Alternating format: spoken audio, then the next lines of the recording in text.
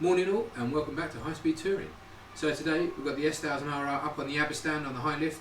We need to get to the oil cooler and the radiator to fit the guards so we don't get any stone chips. Now I've gone for the parts from Evotech Performance. The guys there have kindly sent me some parts at a discount rate, and we're going to fit them to the bike and see how we get on. So I'm going to go find the parts and then we can crack on. Found the parts, let's see what we've got in the box.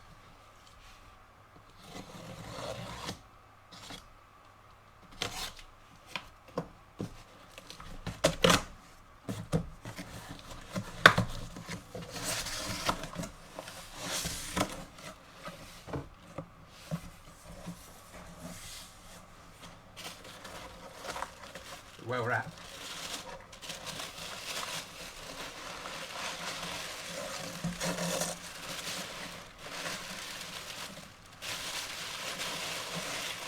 Very well wrapped.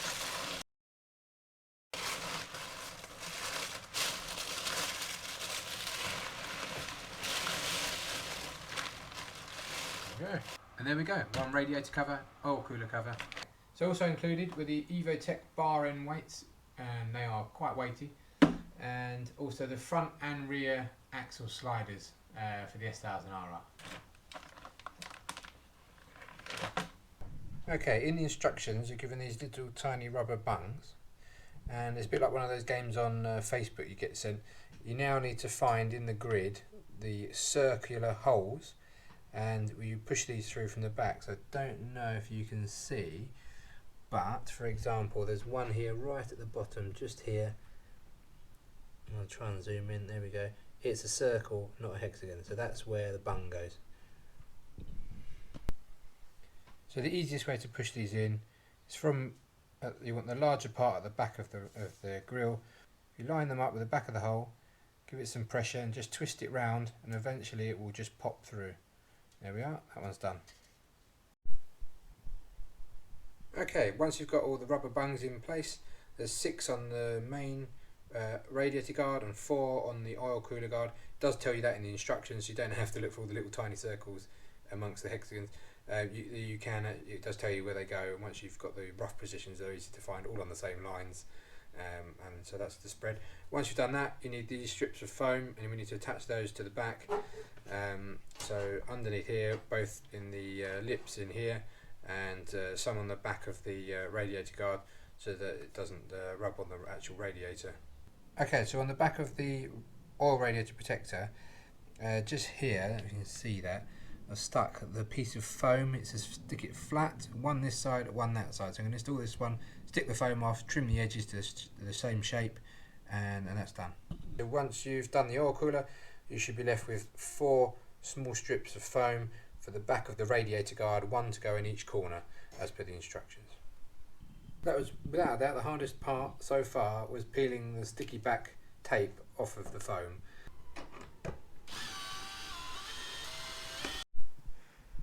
Okay, because it's up on the Abba lift, I managed just to take the whole belly pan off in one piece, and just slides off the bottom. And then on the inside you've got these little shrouds here, again, which are almost loose, but they're held on right at the top by 4 bolts underneath the nose cone. So we have to take those 4 bolts out, and then we'll have access to the radiator and the oil cooler. Once you've got the oil cooler guard ready to go, slide it in from underneath. Be careful not to damage any of the fins, and it should be in the middle. Once the hooks are underneath at the back here, we want to then make sure it clicks in nicely over the top, and it should just stay in place for now until we fit the radiator guard. Okay, so we're going to get the radiator guard in place. We're going to slide it in behind the front wheel, slide it up over the radiator, trying not to hit any of the fins while you're doing it. And there's 2 little clips at the top, and they go behind. There's 2 lugs at the top, and the 2 little fins slot behind the lugs. Once it's in place, we now need to get it to go behind those 2 lugs like that, and then line up with the bottom of the radiator. There's 2 little lugs, 1 on each side, and the top of the radiator guard slots behind the back of it. And then what we've got to do now is try and undo this bolt in here between the oil cooler and the radiator guard, and we're going to fix this little bracket in the middle. Okay, so we're taking this screw out here so we can slide this bracket in between. Once you've taken the bolt out of here, you need to do the same on the other side. The oil cooler won't go anywhere because there's a little bracket just underneath here that's just holding it in place. So it's not going to go anywhere, don't worry about that. When you've taken both screws out, slide the bracket into place in between the two, and then we're going to remount the bolt through the middle. Once these bolts are done back up nice and tight, there's two small fins sticking up, which the two rads join together, and the bolts need to go through the little brackets. Personal preference, but I've added some Loctite to these bolts to put them in, and they just screw through. Once you've got them lined up, tighten it up and it'll go in by hand, and we can finish it off in a minute with a screwdriver. But I personally would put some Loctite on the end of these bolts. You don't want them coming out and your oil cooler becoming loose as you're riding along. So once we put these little screws in, hand tight, you need a Allen key head. I think it's a number 3, and tighten the bolts up nice and tight with the Loctite on. They shouldn't come loose. If you're anything like me and you take your fairings on and off to do various bits and bobs, fitting new parts, etc., it's a good idea that when you put the bolts back in, just add a tiny bit of copper grease to the bolts so that they go in and out and they don't rust or get stuck. There we go. Once all the fairings are back on, all finished, and then we're looking at a lovely new black oil cooler guard and radiator guard, all fitted and secure. So hopefully that will prolong our radiators and stop the fins from getting hit by stones and debris. Much easier to clean, and it looks awesome now that they're black as well instead of silver.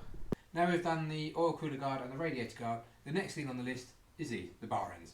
So we're going to go with these nice new Evotech Performance bar end weights. They're about the same size, but they're a lot heavier, and that should get rid of any vibrations you might feel through the handlebars and stop any numb hand. In order to take the bar end weight out, we're going to need a Torx 40, I believe it is. Yeah, Torx 40, and that should take this star screw out. And the new bolts are Allen keys, so we have to swap over. So we'll put the bolt back in, do it up.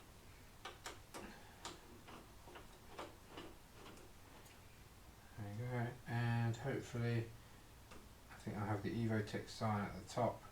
Just line it up. There we go, and we'll just tighten it up originally. And what we're going to do now is get a torque wrench on it. Once you've done them up nice and tight, 15 Newton meters on the torque wrench, just make sure they're there, and that's it. Once you've done that side, just got to do the other side, and that's it. Again, it's personal preference, but for me, I'm going to put a little bit of Loctite on the end because I don't want these bolts coming out as I'm riding along. With the vibration and everything, that could well happen, so a little bit of Loctite stops that. Okay, so the next thing we're going to do is we're going to fit the sliders to the front axle spindle sliders, and before I do that, I just want to make sure that this in here is protected, because we're going to be sort of covering it up, but if any water gets in there, we're not really going to be able to clean it very well without taking them off every time. So before we do anything else, I'm just going to stick a little bit of ACF 50 on an old pair of undercrackers and just wipe it round in there before I put them on. Okay, so on these spindles, on one end of the front there's a thicker metal ring, and on the other end there's a thinner metal ring. Now, because of this size, the thicker metal ring goes on this side and the thinner one goes on the other side. So all we're going to do is pass through the spindle all the way through. We're going to slide this protector over the end of the spindle, lock it in place there. We've got a washer and a bolt, and that just needs to go in there. Now if we hold the other side, it shouldn't fall out. There you go, and just do it up by hand to start with. That's it. Once that's started, now we can get a socket set and tighten it up. You have to put a socket set on each side. You need two, one on each side to hold the bolts in place, and then tighten them up simultaneously. And I'm just going to line up the Evotech signs on both sides before we give it a last tighten up. There we are.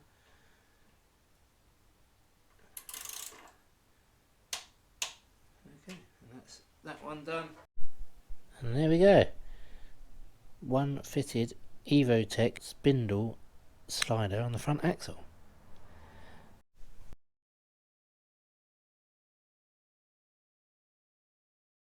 Okay everyone, well I hope you found that of some use. As I said, all the parts I've got from Evotech Performance. If you head over to their website, visit evotechperformance.com, and they've got all various bikes on there. You can go and choose your bike and choose which products you want to use. Thoroughly recommend the products. They are really good quality, nice fitting instructions online as well, and when you buy it you can download the PDF for fitting. Please hit the like and subscribe buttons, it will help me out tremendously, and also any comments or questions you've got, stick them down below in the comments section. Well, that's all from me. See you around. Take care. Bye.